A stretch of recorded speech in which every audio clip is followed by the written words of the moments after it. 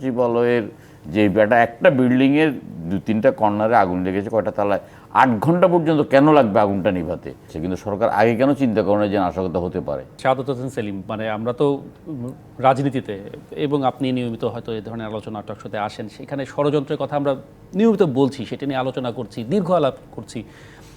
ধরে নেই যদি মানে এরকমই কিছু হয়, তাহলে তার চিত্র কি এতটা ভয়াল হবে? মানে সচিবালয়ের মতো একটি জায়গায় এত গুরুত্বপূর্ণ, যেখানে বেশ কয়েকটি মন্ত্রণালয় আছে, একসাথে এতগুলো জায়গায় আগুন ধরে যাওয়া, মানে শুধু ষড়যন্ত্রকারীদের উপর দায় চাপালে হবে কিনা, যেটি রুহিন হোসেন প্রিন্স বলছিলেন। না দেখুন, একটা ষড়যন্ত্র বা একটা চক্রান্ত এটা চলছে, এটা তো সবসময় আলোচনার মধ্যেই ছিল সরকার গঠন হওয়ার পর থেকেই। তো সবাই কানে নিল, এটা সরকার কানে নেয় নাই।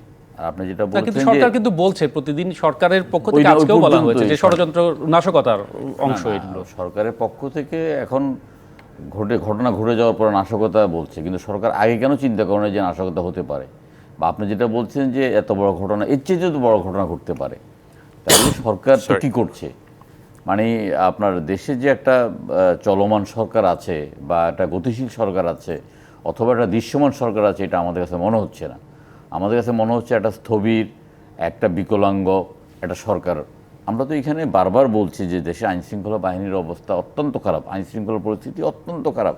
দেশে আপনার চুরি, ছিনতাই, ডাকাতি, রাহাজানি অনেক বেড়ে গেছে। আমরা বারবার বলছি যে স্বরাষ্ট্রমন্ত্রী তার ব্যর্থতা দায় নিয়ে তাকে সরে যাওয়াটাই শ্রেয়, এ কথা বলছি। আমরা প্রধান উপদেষ্টা মহোদয়ের সামনেও বলেছি রাজনৈতিক দলগুলো যে আপনার স্বরাষ্ট্রমন্ত্রী তার কাজগুলো যথাযথভাবে পালন করতে পারছে না।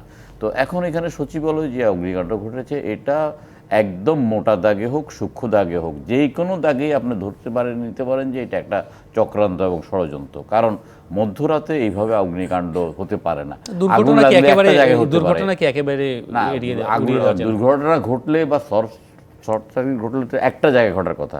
একই সময় একই বিল্ডিংয়ের দুটো প্রান্তে আগুন জ্বালানো হচ্ছে এবং যে মন্ত্রণালয়ের মন্ত্রী নিজে বলছেন যে আমরা কিছু অনিয়মের খোঁজ পেয়েছি, সেই কারণে আপনার এই ধরনের ঘটনা ঘটতে পারে, তাহলে এর একটা কথা।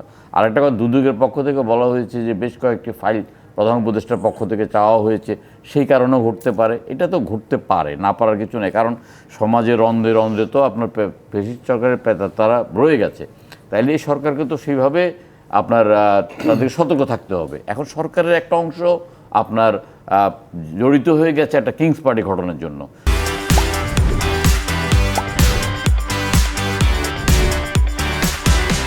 সরকারের একটা অংশ জড়িত হয়ে গেছে যে কিভাবে ক্ষমতাকে প্রলম্বিত করা যায়, কিভাবে কি কথা বলে নির্বাচনকে বিলম্বিত করা যায়, কিভাবে রাজনীতিবিদদেরকে হেয় প্রতিপন্ন করা যায়, কিভাবে রাজনৈতিক নেতারা যে নির্বাচনটা চাচ্ছে সেটাই কিভাবে বিতর্কিত করা যায়। তারা এখন একটা অংশ জড়িত হয়ে গেছে এটা।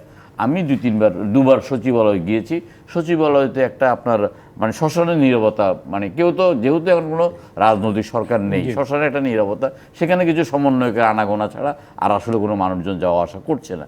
তাইলে এইটা একটা কেপিআই একটা যদি হয়ে থাকে যে একদম মানে এই ধরনের একটা প্রতিষ্ঠান, এই প্রতিষ্ঠানে যদি মধ্যরাতে আগুন লাগে, সবচেয়ে বড় কথা হলো যে সচিবালয়ের যে একটা বিল্ডিংয়ের 2-3টা কর্নারে আগুন লেগেছে, কয়টা তালায়, 8 ঘন্টা পর্যন্ত কেন লাগবে আগুনটা নিভাতে?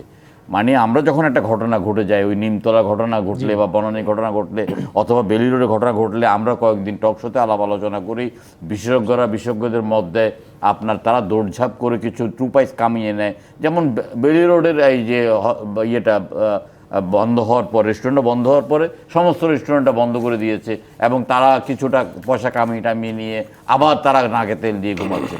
অর্থাৎ একটা স্থবির প্রশাসন যে থাকলে যে অবস্থাটা হয়, এই অবস্থাটা হচ্ছে। আমরা তো কতগুলো বারবার বলছি যে এই সরকারটা আমাদের সরকার, এই সরকারকে আমরা সমর্থন দিয়েই আমরা টিকিয়ে রেখেছি এবং এই সরকারকে আমরা সমর্থন দিয়ে যাব। কিন্তু সরকার আমাদের সমর্থন আদৌ চান কিনা বা সরকারের প্রয়োজন আছে কিনা, এটা কিন্তু আমরা বুঝতে পারবো। মানে এই সমালোচনা সরকারকে চাপে ফেলে কিনা, সরকারকে মোটেই চাপে ফেলতেছে না। কারণ সরকারের যেসব উপদেষ্টারা আছেন এটাকে কোনো তারা চাপই মনে করছেন না।